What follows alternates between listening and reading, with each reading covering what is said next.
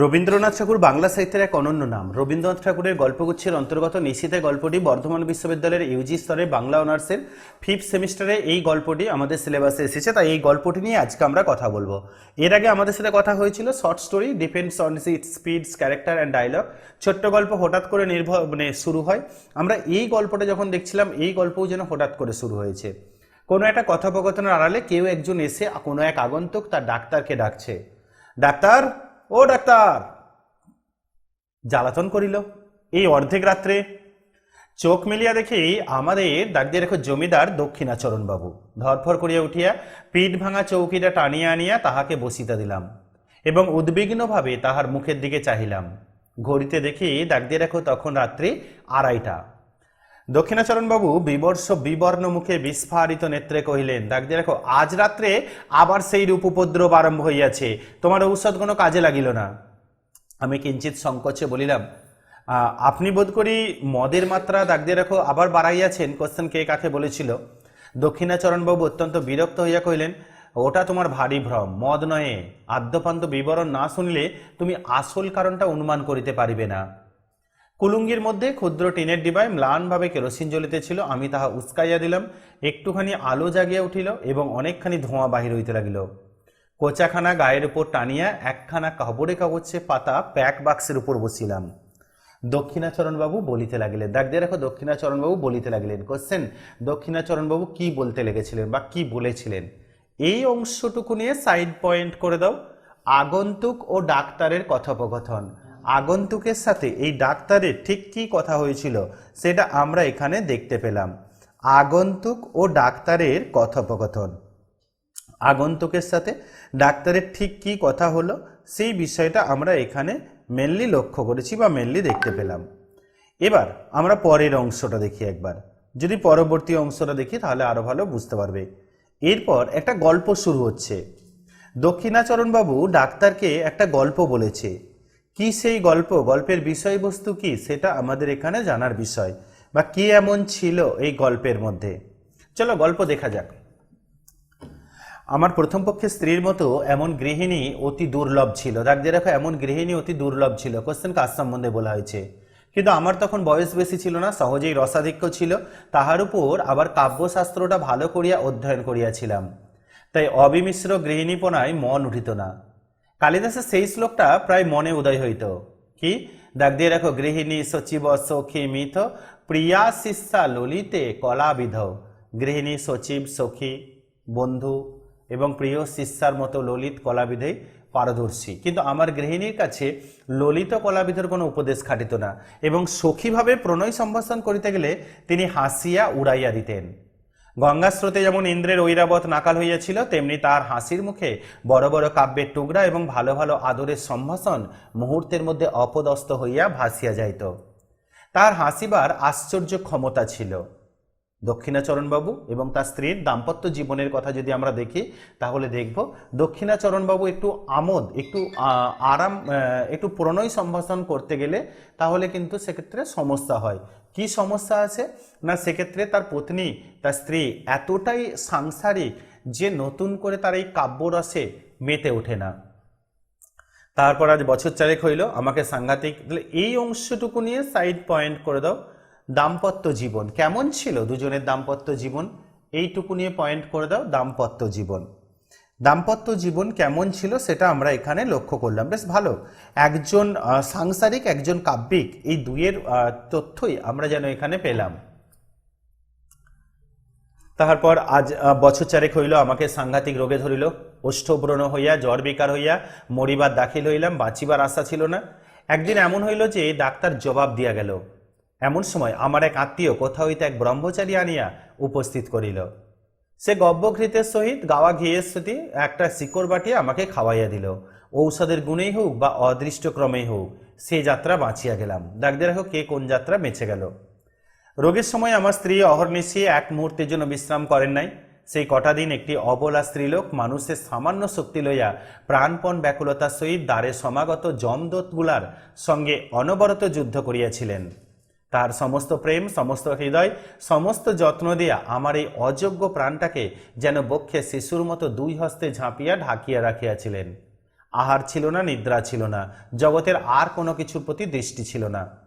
যম তখন পরাহত ব্যাঘ্রের ন্যায় আমাকে তাহার কবল হইতে ফেলিয়া দিয়া চলিয়া গেলেন। কিন্তু যাইবার সময় আমার স্ত্রীকে দেখতে রাখো একটা প্রবল থাবা মারিয়া গেলেন। আমার স্ত্রী তখন দেখতে রাখো গর্ভবতী ছিলেন। অনতিকাল পর এক মৃত সন্তান প্রসব করিলেন। তাহার পর হইতেই তাহার নানা প্রকার জটিল ব্যামোর সূত্রপাত হইল। তখন আমি তাহার সেবা আরম্ভ করিয়া দিলাম। তাহাতে তিনি বিব্রত হইয়া উঠিলেন, বলিতে লাগিলেন, আহ দেখতে রাখো, করো কি, লোকে বলিবে কি, অমনি করিয়া দিন রাত্রি তুমি আমার ঘরে যাতায়াত করিও না। পুরুষ শাসিত সমাজ, নারীদের স্থান ছিল অন্দরমহলে, তো সেখানে এই দিনের বেলা নারীদের অন্দরমহলে দিন রাত্রি যাতায়াত করলে বাড়ির যারা বয়স্ক, যারা সম্মানীয়, তারা ভাববে কি, যেন নিজে পাখা খাইতেছি এইরূপ ভান করিয়া রাত্রে যদি তাহাকে তাহার জ্বরের সময় পাখা করিতে যাইতাম তো ভারী একটা কারাকারি ব্যাপার পড়িয়া যাইত। কোনোদিন যদি তাহার শুশ্রূষা উপলক্ষে আমার আহারের নিয়মিত সময় 10 মিনিট উত্তীর্ণ হইয়া যাইত, তবে সেও নানা প্রকার অনুনয় অনুরোধ অনুযোগের কারণ হইয়া দাঁড়াইত। স্বল্পমাত্র সেবা করিতে গেলে হিতে বিপরীত হইয়া উঠিত। তিনি বলিতেন, দেখতে রাখো, পুরুষ মানুষের অতটা বাড়াবাড়ি ভালো নয়। পুরুষ মানুষের অতটা বাড়াবাড়ি ভালো নয়, কোশ্চেন কে কাকে বলেছেন? আমাদের সেই বরানগরের বাড়িটি বোধ করি তুমি দেখিয়াছ। বাড়ির সামনেই বাগান এবং বাগানের সম্মুখেই গঙ্গা বহিতেছে। আমাদের সবার ঘরের নিচেই দক্ষিণের দিকে খানিকটা জমি মেহেদির বেড়া দিয়া ঘিরিয়া আমার স্ত্রী নিজের মনের মতো এক টুকরা বাগান বানাইয়াছিলেন। সমস্ত বাগানটির মধ্যে সেই খণ্ডটি অত্যন্ত সাদা সিধা এবং নিতান্ত দিশি, অর্থাৎ তাহার মধ্যে গন্ধের অপেক্ষা বর্ণের বাহার, ফুলের অপেক্ষা পাতার বৈচিত্র্য ছিল না, এবং টবের মধ্যে অকিঞ্চিতকর উদ্ভিজের পার্শ্বে কাঠি অবলম্বন করিয়া কাগজে নির্মিত ল্যাটিন নামের জয়ধ্বজা উড়িত না। বেল, জুই, গোলাপ, গন্ধরাজ, করবী এবং রজনীগন্ধারী প্রাদুর্ভাব কিছু বেশি। প্রকাণ্ড একটা বকুল গাছের তলা সাদা মার্বেল পাথর দিয়ে বাঁধানো ছিল। সুস্থ অবস্থায় তিনি নিজে দাঁড়াইয়া 2 বেলা তাহা ধুইয়া সাফ করাইয়া রাখিতেন। গ্রীষ্মকালে কাজের অবকাশে সন্ধ্যার সময় সেই তাহার বসিবার স্থান ছিল। সেখান হইতে গঙ্গা দেখা যাইত, কিন্তু গঙ্গা হইতে কুটির পাখির বাবুরা তাহাকে দেখিতে পাইত না। কুটির পানসির বাবুরা হতো, এটা পানসির বানানটা ভুল আছে, পানসিরই আছে তো, পানসির বাবুরা তাহাকে দেখিতে পাইত না। নৌকা, যে ছোট ছোট নৌকাগুলো আর কি। অনেকদিন শয্যাগত থাকি একদিন চৈত্রের শুক্লপক্ষ সন্ধ্যায় তিনি কহিলেন, এ ঘরে বদ্ধ থাকি আমার প্রাণ কেমন করিতেছে, আজ একবার আমরা সেই বাগানে গিয়া বসিব। আমি তাহাকে বহু যত্নে ধরিয়া ধীরে ধীরে সেই বকুলতলের প্রস্তর বেদিকায় লইয়া গিয়া শয়ন করাইয়া দিলাম। আমারই জানুর উপরে তাহার মাথারি তুলিয়া রাখিতে পারিতাম, কিন্তু জানি সেটাকে তিনি অদ্ভুত আচরণ বলিয়া গণ্য করিবেন, তাই একটি বালিশ আনিয়া তাহার মাথার তলায় রাখিলাম। দুটি একটি করিয়া প্রস্ফুট বকুল ফুল ঝরিতে লাগিল, এবং শাখান্তরাল হইতে ছায়াঙ্কিত জ্যোৎস্না তাহার শীর্ণ মুখের উপর আসিয়া পড়িল। চারিদিক শান্ত নিস্তব্ধ। সেই ঘন গন্ধপূর্ণ ছায়ান্ধকারে এক পার্শ্বে নীরবে বসিয়া তাহার মুখের দিকে চাহিয়া আমার চোখে জল আসিল। আমি ধীরে ধীরে কাছের গোড়ায় আসিয়া 2 হস্তে তাহার একটা উত্তপ্ত শীর্ণ হাত তুলিয়া লইলাম। তিনি তাহাতে কোনো আপত্তি, দাগিয়ে রাখো, তিনি তাহাতে কোনো আপত্তি করিলেন না। কোশ্চেন কার কথা বলা হয়েছে?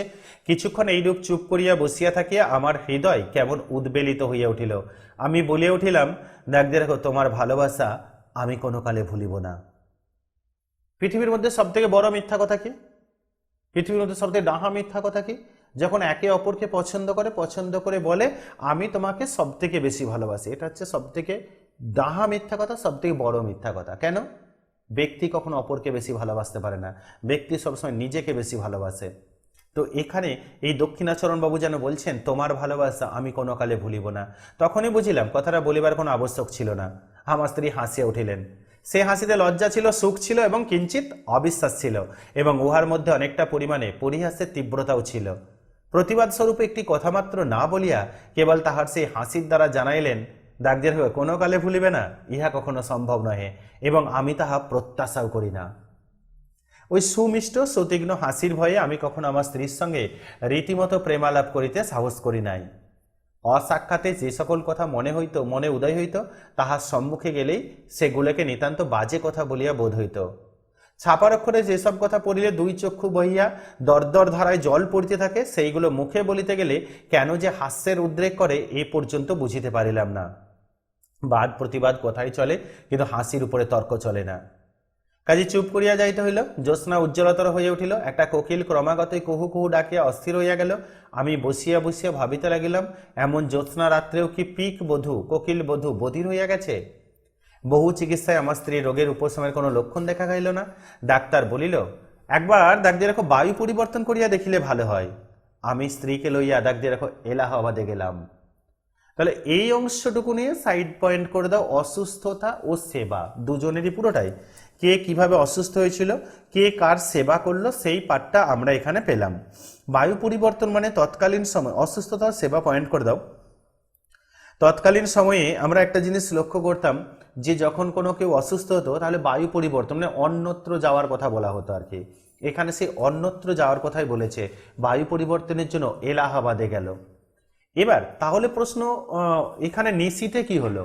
গল্প যখন শুরু হয়েছিল, গল্পটা মনে করে দেখো রাত্রিতে ডাক্তারকে যে ডেকেছিল, তাই তো? এখনো গল্পটা চলছে, কাহিনী চলছে, ডাক্তারকে বলছে। এইখানে দক্ষিণাথবাবু হঠাৎ থমকিয়া চুপ করিলেন, সন্দিগ্ধভাবে আমার মুখের দিকে চাহিলেন, তাহার পর দুই হাতের মধ্যে মাথা রাখিয়া ভাবিতে লাগিলেন। আমিও চুপ করিয়া রহিলাম। কুলুঙ্গিতে কেরোসিন মিটমিট করিয়া জ্বলিতে লাগিল এবং নিস্তব্ধ ঘরে মশার ভনভন শব্দ সুস্পষ্ট হইয়া উঠিল। হঠাৎ মৌন ভঙ্গ করিয়া দক্ষিণাবাবু বলিতে আরম্ভ করিলেন, ডাক দিয়ে রাখো, সেখানে হারান ডাক্তার আমার স্ত্রীকে চিকিৎসা করিতে লাগিলেন। কোশ্চেন, ডাক্তারের নাম কি ছিল? অবশেষে অনেককাল একভাবে কাটাইয়া ডাক্তারও বলিলেন, আমিও বুঝিলাম, এবং ডাক দিয়ে রাখো আমার স্ত্রীও বুঝিলেন যে তাহার ব্যামো সারিবার নহে, তাহাকে চিররুগ্ন হইয়াই কাটাইতে হইবে। তখন একদিন আমার স্ত্রী আমাকে বলিলেন, আচ্ছা যখন দাগ দিয়ে রাখো ব্যামো সারিবে না এবং শীঘ্র আমার মরিবার আশাও নয়, তখন আর কতদিনই জীবন মৃতকে লইয়া কাটাইবে? তুমি আর একটা বিবাহ করো। একদম সরাসরি উদারতার পরিচয়, আর একটা বিয়ে করো। এটা যেন কেবল একটা সুযুক্তি এবং সদ্বিবেচনার কথা, ইহার মধ্যে যে ভারী একটা মহত্ব, বীরত্ব বা অসামান্য কিছু আছে এমন ভাব তাহার লেশমাত্র ছিল না। এইবার আমার হাসিবার পালা ছিল, কিন্তু আমার কি তেমন করিয়া হাসিবার ক্ষমতা আছে? আমি উপন্যাসে দাগ দিয়ে রাখো প্রধান নায়কের নেই গম্ভীর সমুচ্চভাবে বলিতে লাগিলাম, যতদিন এই দেহে জীবন আছে। হ্যাঁ, তিনি বাধা দিয়া কহিলেন, নাও নাও নাও, আর বলিতে হইবে না, তোমার কথা শুনিয়া আমি আর বাঁচছি না। আমি পরাজয় স্বীকার না করিয়া বলিলাম, এই জীবনে আর কাউকেও ভালোবাসিতে পারিব না। শুনিয়া আমার স্ত্রী ভারী হাসিয়া উঠিলেন। তখন আমাকে ক্ষান্ত হইতে হইল। জানি না তখন নিজের কাছে কখনো স্পষ্ট স্বীকার করিয়েছে কিনা, কিন্তু এখন বুঝিতে পারিতেছি এই আরোগ্য আশাহীন সেবা কার্যে আমি মনে মনে পরিশ্রান্ত হইয়া গিয়েছিলাম। এই কার্যে যে ভঙ্গ দেব এমন কল্পনাও আমার মনে ছিল না, অথচ চিরজীবনে চিররুগ্নকে লইয়া যাপন করিতে হইবে এই কল্পনা আমার নিকট পীড়াজনক হইয়াছিল। হাই, প্রথম যৌবনকালে যখন সম্মুখে তাকাইয়াছিলাম, তখন প্রেমের কুহকে, সুখের আশ্বাসে, সৌন্দর্যের মরীচিকায় সমস্ত ভবিষ্যৎ জীবন প্রফুল্ল দেখাইতেছিল। আজ হইতে শেষ পর্যন্ত কেবলই আশাহীন সুদীর্ঘ সতৃষ্ণ মরুভূমি।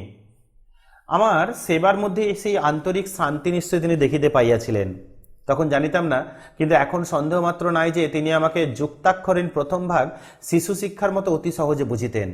সেই জন্য যখন উপন্যাসের নায়ক সাজিয়া গম্ভীরভাবে তাহার নিকট কবিত্ব ফলাইতে যাইতাম, তিনি এমন সুগভীর স্নেহ অথচ অনিবার্য কৌতুকের সহিত হাসিয়া উঠিতেন। আমার নিজের অগোচর অন্তরে কোথাও অন্তর্যামীর নেই, তিনি সমস্তই জানিতেন।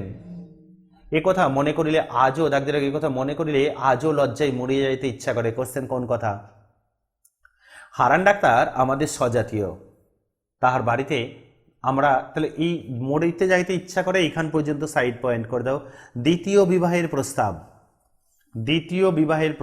কে কাকে দ্বিতীয় বিবাহের প্রস্তাব দিয়েছিল, কখন দিয়েছিল? দ্বিতীয় বিবাহের প্রস্তাব, এইখান পর্যন্ত আমরা এই অংশটা পাচ্ছি। দ্বিতীয় বিবাহের প্রস্তাব, কে কাকে কখন দ্বিতীয় বিয়ের প্রস্তাব দিয়েছিল।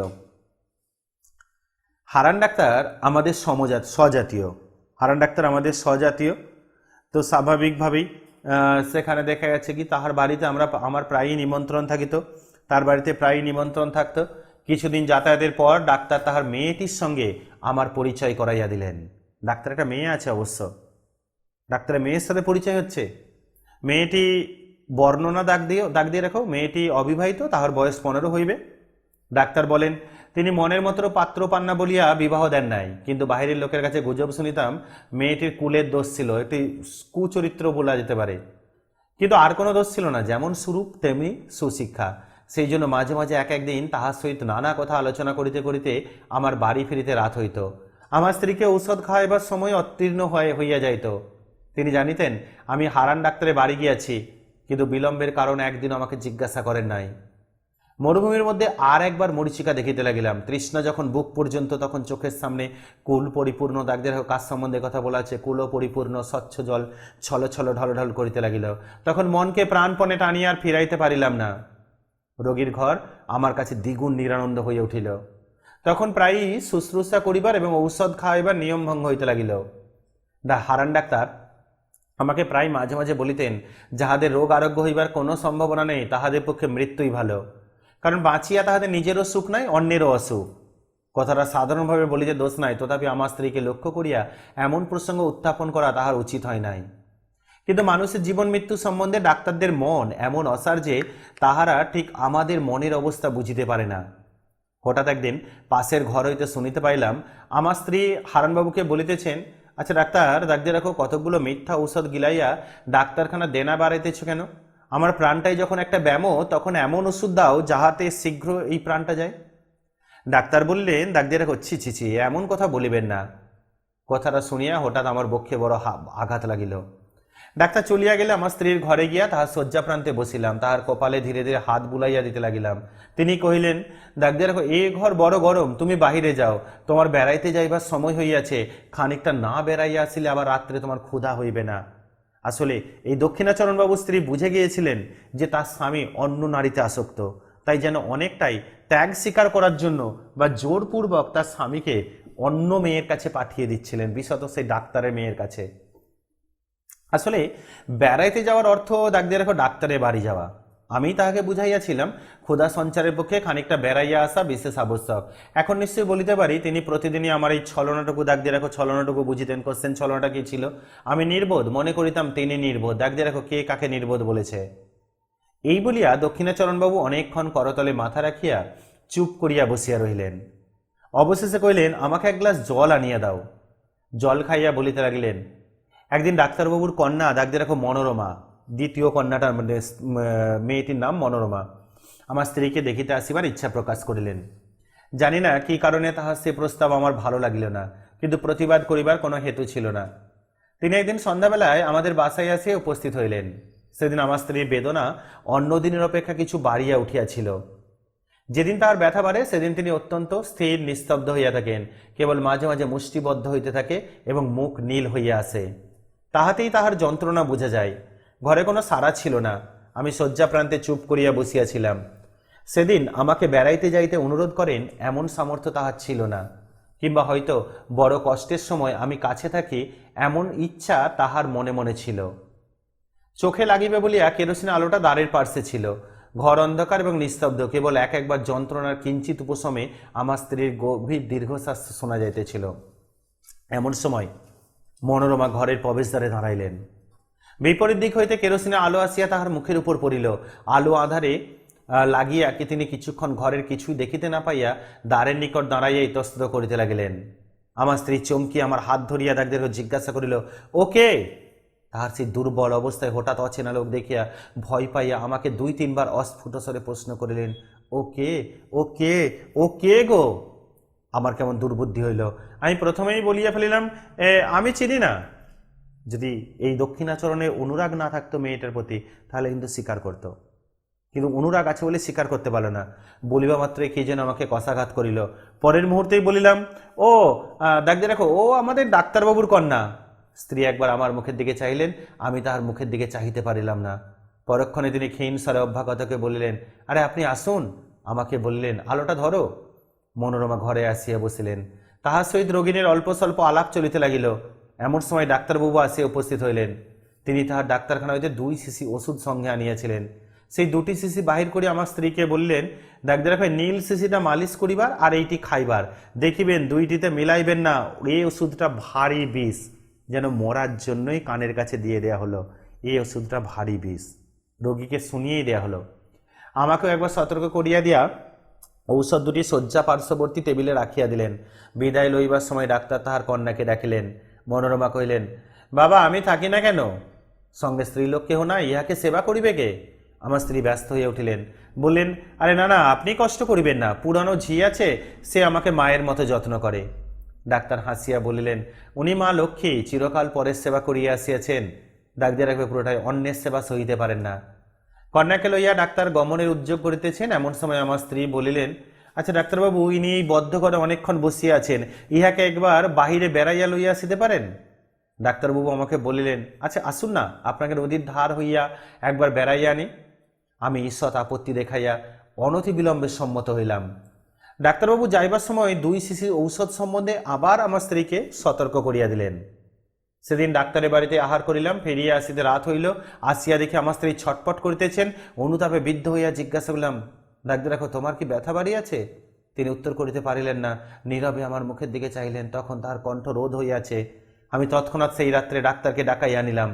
ডাক্তার প্রথমটা আসে অনেকক্ষণ কিছুই বুঝিতে পারিলেন না। অবশেষে জিজ্ঞাসা করলেন, আচ্ছা সেই ব্যথাটা কি বাড়িয়া উঠিয়াছে? ঔষধটা একবার মালিশ করিলে হয় না? বলিয়া শিশিটা টেবিল হইতে লইয়া দেখিলেন সেটা খালি। আমার স্ত্রীকে জিজ্ঞাসা করিলেন, আপনি কি ভুল করিয়া এই ঔষধটা খাইয়াছেন? আমার স্ত্রী ঘাড় নাড়িয়া নীরবে জানাইলেন, হ্যাঁ। ডাক্তার তৎক্ষণাৎ গাড়ি করিয়া তাহার বাড়ি হইতে পাম পানিতে ছুটিলেন। আমি অর্ধ মূর্ছিত নেই আমার স্ত্রীর বিছানার উপর গিয়া পড়িলাম। তখন মাতা তাহার পীড়িত শিশুকে যেমন করিয়া সান্ত্বনা করে, তেমনি করিয়া তিনি আমার মাথা তাহার বক্ষের কাছে টানিয়া লইয়া 2 হস্তের স্পর্শে আমাকে তাহার মনের কথা বুঝাইতে চেষ্টা করিলেন। কেবল তাহার সেই করুণ স্পর্শের দ্বারাই আমাকে বারংবার করিয়া বলিতে লাগিলেন, ডাক্তার দেখো, শোক করিও না, ভালোই হইয়াছে, তুমি সুখী হইবে। এবং সেই মনে করিয়া আমি সুখে মরিলাম। ভুল করে নয়, ইচ্ছা করে খেয়েছে। ডাক্তার যখন ফিরিলেন তখন জীবনের সঙ্গে সঙ্গে আমার স্ত্রীর সকল যন্ত্রণার অবসান হইয়াছে।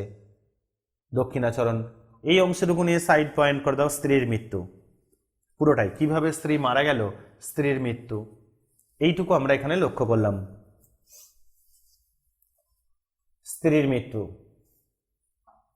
দক্ষিণাচরণ আর একবার জল খাইয়া বললেন, উহ বড় গরম, বলিয়া দ্রুত বাহির হইয়া বার কয়েক বারান্দায় পায়চারি করিয়া আসিয়া বসিলেন। বেশ বোঝা গেল তিনি বলিতে চাহেন না, কিন্তু আমি যেন জাদু করিয়া তাহার নিকট হইতে কথা কাড়িয়া লইতেছি। আবার আরম্ভ করিলেন, মনোরমাকে বিবাহ করিয়া দেশে ফিরিলাম। মনোরমা তাহার পিতার সম্মতিক্রমে আমাকে বিবাহ করিল। কিন্তু আমি যখন তাহাকে আদরের কথা বলিতাম, প্রেমালাপ করিয়া তাহার হৃদয় অধিকার করিবার চেষ্টা করিতাম, সে হাসিত না, গম্ভীর হইয়া থাকিত। দুটো মেয়ে দুরকম। তার মনের কথায় কোনখানে কি খটকা লাগিয়া গিয়াছিল আমি কেমন করিয়া বুঝিব? এই সময় আমার মদ খাইবার নেশা অত্যন্ত বাড়িয়া উঠিল। একদিন প্রথম শরতের সন্ধ্যায় মনোরমাকে লইয়া আমাদের বরানগরের বাগানে বেড়াইতেছি। ছমছমে অন্ধকার হইয়া আসিতেছে। পাখিদের বাসায় ডানা ঝাড়িবার শব্দটুকু নাই, কেবল বেড়াইবার পথের 2 ধারে ঘন ছায়াবৃত ঝাউ গাছ বাতাসে সশব্দে কাঁপিতেছিল। শান্তিবোধ করিতেই মনোরমা সেই বকুলতলা শুভ্র পাথরের বেদির উপর আসিয়া নিজের 2 বাহুর উপর মাথা রাখিয়া শয়ন করিল। আমিও কাছে আসিয়া বসিলাম। সেখানে অন্ধকার আরো ঘনীভূত, যতটুকু আকাশ দেখা যাইতেছে একেবারে তারাই আচ্ছন্ন। তরুতলের ঝিল্লিধ্বনি যেন অনন্ত গগন বক্ষচিত নিঃশব্দতার নিম্ন প্রান্তে একটি শব্দের সরু পার বুনিয়া দিতেছে। সেদিনও বৈকালে আমি কিছু মদ খাইয়াছিলাম, মনটা বেশ একটু তরল অবস্থায় ছিল। অন্ধকার যখন চোখে শুইয়াছিল তখন বনোচ্ছায়াতলে পাণ্ডুর বর্ণে অঙ্কিত সেই শিথিল অঞ্চল শান্তকায় রমণীর আবছায়া মূর্তিটি আমার মনে এক অনিবার্য আবেগের সঞ্চার করিল। মনে হইল ও যেন একটি ছায়া, ডাক্তার দেখো, ওকে যেন কিছুতেই 2 বাহু দিয়া ধরিতে পারিব না। এমন সময় অন্ধকার ঝাউ গাছের শিখর দেশে যেন আগুন ধরিয়া উঠিল। তাহার পরে কৃষ্ণপক্ষের জীর্ণ প্রান্ত হলুদ বর্ণ চাঁদ ধীরে ধীরে গাছের মাথার উপরকার আকাশে আরোহণ করিল। সাদা পাথরের উপর সাদা শাড়ি পরা সেই শ্রান্ত শয়ান রমণীর মুখের উপর জ্যোৎস্না আসিয়া পড়িল। আমি আর থাকিতে পারিলাম না। কাছে আসিয়া 2 হাতে তাহার হাতটি তুলিয়া ধরিয়া কহিলাম, ডাক্তার দেখো মনোরমা, তুমি আমাকে বিশ্বাস করো না, কিন্তু তোমাকে আমি ভালোবাসি, তোমাকে আমি কোনো কালে ভুলিতে পারিব না। আগের বউকেও একই কথা বলেছিল। কথাটা বলিবা মাত্র চমকে উঠিলাম। মনে পড়িল ঠিক এই কথাটা আরেকদিন আর কাহকেও বলিয়াছি, এবং সেই মুহূর্তে বকুল গাছের শাখার উপর দিয়া, ঝাউ গাছের মাথার উপর দিয়া, কৃষ্ণপক্ষের পীত বর্ণ ভাঙা চাঁদের নিচে দিয়া, গঙ্গার পূর্ব পার হইতে গঙ্গার সুদূর পশ্চিম পার পর্যন্ত হা হা হা হা করিয়া অতি দ্রুত বেগে একটা হাসি বইয়া গেল। সেটা মর্মভেদী হাসি কি অভ্রভেদী হাহাকার বলিতে পারি না। আমি তদ্দণ্ডেই পাথরের বেদির উপর হইতে মূর্ছিত হইয়া নিচে পড়িয়া গেলাম। মূর্ছাভঙ্গে দেখিলাম আমার ঘরে বিছানায় শুইয়া আছি। স্ত্রী জিজ্ঞাসা করলেন, তোমার হঠাৎ এমন হইল কেন? আমি কাঁপিয়া উঠিয়া বললাম, শুনিতে পাও নাই? সমস্ত আকাশ ভরিয়া হা হা করে একটা হাসি বহিয়া গেল। স্ত্রী হাসিয়া কহিলেন, আরে সে বুঝি হাসি? সার বাঁধিয়া দীর্ঘ একঝাঁক পাখি উড়িয়া গেল, তাহাদেরই পাখার শব্দ শুনিয়াছিলাম। তুমি এত অল্পই ভয় পাও? দিনের বেলায় স্পষ্ট বুঝিতে পারিলাম পাখির ঝাঁক উড়িবার শব্দই বটে। এই সময়ে উত্তর দেশ হইতে হংসশ্রেণী নদীর চরে চড়িবার জন্য আসিতেছে, কিন্তু সন্ধ্যা হইলে সে বিশ্বাস রাখিতে পারিতাম না। তখন মনে হইত চারিদিকে সমস্ত অন্ধকার ভরিয়া ঘন হাসি জমা হইয়া রহিয়াছে। সামান্য একটা উপলক্ষে হঠাৎ আকাশ ভরিয়া অন্ধকার বিদীর্ণ করিয়া ধ্বনিত হইয়া উঠিবে। অবশেষে এমন হইল, সন্ধ্যার পর মনোরমার সহিত একটা কথা বলিতে আমার সাহস হইত না। তখন আমাদের বরানগরে বাড়ি ছাড়িয়া মনোরমাকে লইয়া বোটে করিয়া বাহির হইলাম। অগ্রহায়ণ মাসে নদীর বাতাসে সমস্ত ভয় চলিয়া গেল। কয়দিন বড় সুখে ছিলাম। চারিদিকে সৌন্দর্যে আকৃষ্ট হইয়া মনোরমাও যেন তাহার হৃদয়ে রুদ্ধ দ্বার অনেকদিন পরে ধীরে ধীরে আমার নিকট খুলিতে লাগিল। গঙ্গা ছাড়াইয়া খড়ে ছড়াইয়া অবশেষে পদ্মায় আসিয়া পৌঁছিলাম। ভয়ঙ্করী পদ্মা তখন হেমন্তের বিবর্লীন ভুজঙ্গিনীর মতো ক্ষীণ নির্জীবভাবে সুদীর্ঘ শীত নিদ্রায় নিবিষ্ট ছিল। উত্তর পারে জনশূন্য তৃণশূন্য দিগন্ত প্রসারিত বালিচ্ছর ধুধু করিতেছে, এবং দক্ষিণের উচ্চ পাড়ের উপর গ্রামের আমবাগানগুলি এই রাক্ষসী নদীর নিতান্ত মুখের কাছে জোর হস্তে দাঁড়াইয়া কাঁপিতেছে। পদ্মা ঘুমের ঘোরে এক একবার পাশ ফিরিতেছে এবং বিদীর্ণ তটভূমি ঝুপঝাপ করিয়া ভাঙিয়া ভাঙিয়া পড়িতেছে। এইখানে বেড়াইবার সুবিধা দেখিয়া বোট বাঁধিলাম। একদিন আমরা দুইজনে বেড়াইতে বেড়াইতে বহু দূরে চলিয়া গেলাম। সূর্যাস্তের স্বর্ণ ছায়া মিলাইয়া যাইতে শুক্লপক্ষে নির্মল চন্দ্রালোক দেখিতে দেখিতে ফুটিয়া উঠিল। সেই অন্তহীন শুভ্র বালির চরের উপর যখন অজস্র অবারিত উচ্ছ্বসিত জ্যোৎস্না একেবারে আকাশের সীমান্ত পর্যন্ত প্রসারিত হইয়া গেল, তখন মনে হইল যেন জনশূন্য চন্দ্রালোকের অসীম স্বপ্নরাজ্যের মধ্যে কেবল আমরা দুইজনে ভ্রমণ করিতেছি। এটি লাল শাল মনোরমার মাথার উপর হইতে নামিয়া তাহার মুখখানি বেষ্টন করিয়া তাহার শরীরটি আচ্ছন্ন করিয়া রহিয়াছে। নিস্তব্ধতা যখন নিবিড় হইয়া আসিল, কেবল একটি সীমাহীন দিশাহীন শুভ্রতা এবং শূন্যতা ছাড়া যখন আর কিছুই রহিল না, তখন মনোরমা ধীরে ধীরে হাতটি বাহির করিয়া আমার হাত চাপিয়া ধরিল। অত্যন্ত কাছে আসিয়া সে যেন তাহার সমস্ত শরীর মন জীবন যৌবন আমার উপর বিন্যস্ত করিয়া নিতান্ত নির্ভর করিয়া দাঁড়াইল। পুলকিত উদ্বেলিত হৃদয়ে মনে করিলাম, ঘরের মধ্যে কি যথেষ্ট ভালোবাসা যায়? এই রূপনাবৃত অবারিত অনন্ত আকাশ নহিলে কি দুটি মানুষকে কোথাও ধরে? তখন মনে হইল, আমাদের ঘর নাই, দ্বার নাই, কোথাও ফিরিবার নাই। এমনি করিয়া হাতে হাতে ধরিয়া গম্যহীন পথে উদ্দেশ্যহীন ভ্রমণে চন্দ্রালোকিত শূন্যতার উপর দিয়া অবারিতভাবে চলিয়া যাইব। এই রূপে চলিতে চলিতে এক জায়গায় আসিয়া দেখিলাম, সেই বালুকারাশির মাঝখানে অদূরে একটি জলাশয়ের মতো হইয়াছে। পদ্মা সরিয়া যাওয়ার পর সেইখানে জল বাঁধিয়া আছে। সেই মরু বালুকা বেষ্টুত নিস্তরঙ্গ নিঃসুপ্ত নিশ্চল জলটুকুর উপর একটি সুদীর্ঘ জ্যোৎস্না রেখা মূর্ছিতভাবে পড়িয়াছে। সেই জায়গাটাতে আসিয়া আমরা দুইজনে দাঁড়াইলাম। মনোরমা কি ভাবিয়া আমার মুখের দিকে চাহিল। তাহার মাথার উপর হইতে শালটা হঠাৎ খসিয়া পড়িল। আমি তাহার সেই জ্যোৎস্না বিকশিত মুখখানি তুলিয়া ধরিয়া চুম্বন করিলাম। এমন সময় সেই জনমানব শূন্য নিঃসঙ্গ মরুভূমির মধ্যে গম্ভীর স্বরে তিনবার বলিয়া উঠিল, ডাক দিয়ে রাখো, ওকে ওকে ওকে। আমি চমকে উঠিলাম। আমার স্ত্রীও কাঁপিয়া উঠিলেন, কিন্তু পরক্ষণে আমরা দুইজনে বুঝিলাম এই শব্দ মানসিক নহে, অমানসিকও নহে, চরবিহারী জলচর পাখির ডাক। হঠাৎ এত রাত্রে তাহাদের নিরাপদ নিভৃত নিবাসের কাছে লোক সমাগম দেখিয়া চকিত হইয়া উঠিয়াছে। সেই ভয়ের চমক খাইয়া আমরা দুইজনেই তাড়াতাড়ি বোটে ফিরিলাম। রাত্রে বিছানায় আসিয়া শুইলাম। শ্রান্ত শরীরে মনোরমা অবিলম্বে ঘুমাইয়া পড়িল। তখন অন্ধকারে কে একজন আমার মশারির কাছে দাঁড়াইয়া সুসুপ্ত মনোরমার দিকে একটি মাত্র দীর্ঘ শীর্ণ অস্থিসার অঙ্গুলি নির্দেশ করিয়া যেন আমার কানে কানে অত্যন্ত চুপি চুপি অস্ফুট কণ্ঠে কেবলই জিজ্ঞাসা করিতে লাগিল, ডাক দিয়ে রাখো, ও কে ও কে ও কে গো। তাড়াতাড়ি উঠিয়া দেশলাই জ্বালাইয়া বাতি ধরাইলাম। সেই মূর্তি ছায়ামূর্তি মিলাইয়া গিয়া আমার মশারি কাঁপাইয়া বোট দুলাইয়া আমার সমস্ত ঘরমাক্ত শরীরে রক্ত হিম করিয়া দিয়া হা হা হা হা করিয়া একটা হাসি অন্ধকার রাত্রির ভিতর দিয়া বহিয়া চলিয়া গেল। পদ্মা পার হইল, পদ্মা চর পার হইল, তার পরবর্তী সমস্ত সুপ্ত দেশ গ্রাম নগর পার হইয়া গেল। যেন তাহা চিরকাল ধরিয়া দেশ দেশান্তর লোক লোকান্তর পার হইয়া ক্রমশ ক্ষীণতর ক্ষীণতম হইয়া অসীম সুদূরে চলিয়া যাইতেছে। ক্রমে যেন তাহা জন্ম মৃত্যুর দেশ ছাড়াইয়া গেল। ক্রমে তাহা যেন সূচির অগ্রভাগের ন্যায় ক্ষীণতম হইয়াছিল। এত ক্ষীণ শব্দ কখনো শুনি নাই, কল্পনা করি নাই। আমার মাথার মধ্যে যেন অনন্ত আকাশ রহিয়াছে, এবং সেই শব্দ যতই দূরে যাইতেছে কিছুতেই আমার মস্তিষ্কের সীমা ছাড়াইতে পারিতেছে না। অবশেষে যখন একান্ত অসহ্য হইয়াছিল, তখন ভাবিলাম, আলো নিবাইয়া না দিলে ঘুমাইতে পারিব না। যেমন আলো নিবাইয়া শুইলাম, অমনি আমার মশারির পাশে আমার কানের কাছে অন্ধকারে আবার সেই অবরুদ্ধ স্বর বলিয়া উঠিল, ওকে ওকে ওকে গো। আমার বুকের রক্ত ঠিক সমান তালে ক্রমাগত বলিয়া উঠিল, ক্রমাগত ধ্বনিত হইয়া হইতে লাগিল, দেখ ওকে ওকে ওকে গো, ওকে ওকে ওকে গো। সেই গভীর রাত্রে নিস্তব্ধ বোটের মধ্যে আমার গোলাকার ঘড়িটাও সজীব হইয়া উঠিয়া তাহার ঘণ্টার কাঁটা মনোরমার দিকে প্রসারিত করিয়া সেলফের উপর হইতে তালে তালে বলিতে লাগিল, ওকে ওকে ওকে গো, ওকে ওকে ওকে গো। বলিতে বলিতে দক্ষিণবাবু পাংশুবর্ণ হইয়াছিলেন। তাহার কণ্ঠ রুদ্ধ হইয়া উঠিল। আমি তাহাকে স্পর্শ করিয়া কহিলাম, একটু জল খান।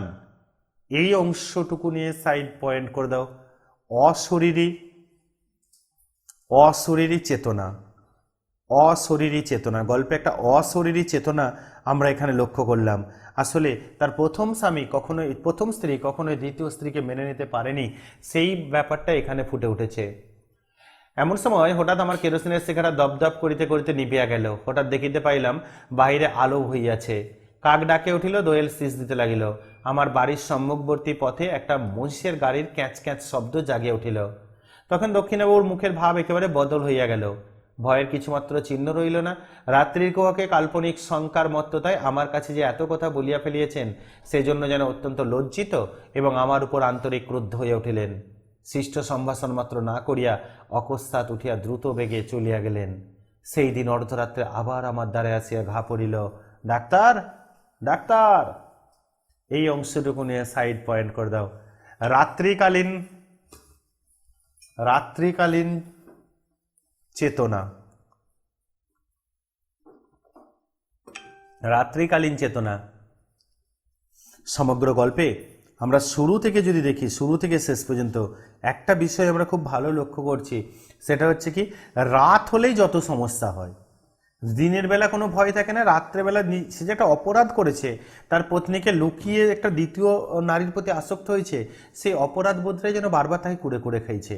আর যেহেতু রাত্রে ঘটনা, তাই গল্পের নামকরণ নিশিতে তাৎপর্যপূর্ণ অবশ্যই। এই ছিল আজকের বিষয়।